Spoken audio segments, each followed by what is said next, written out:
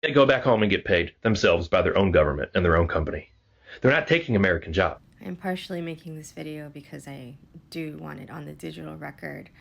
My quote that I've said it before and attributed to me, that the dumbest thing about Canada is its proximity to the US. To give some context, this is a Tory brown lady who I had no idea existed up until I started to get into the content of people who liked my previous video on Charlie Kirk.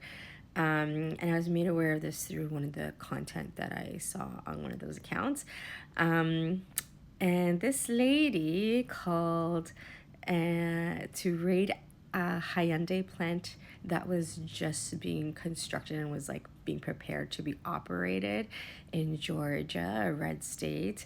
And she called the ICE agents on that plant and had all the 400 Korean workers arrested who were there on a visitor visa, technically weren't working because they weren't getting paid by an American company, because as this video points out, they somehow, because of global US hegemonic power influence in the political sphere, they convinced Hyundai Korea to pay these Korean workers to come in and train American staff that will later, it'd be like American job creation, is what Trump always says he's doing.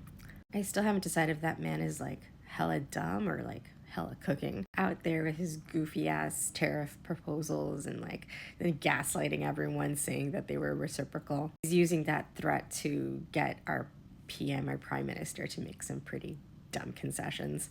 See what I opened the video with. It just got me thinking of the direction in which this country is going to be headed, and if we allow them to cook, because this is like idiocracy levels of incompetence.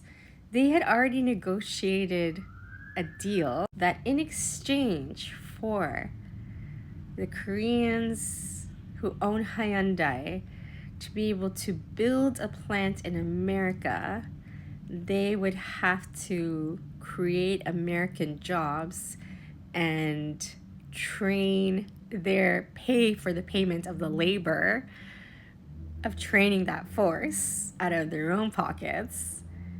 And then in effect, win-win, a bunch of American jobs are created. And this lady still managed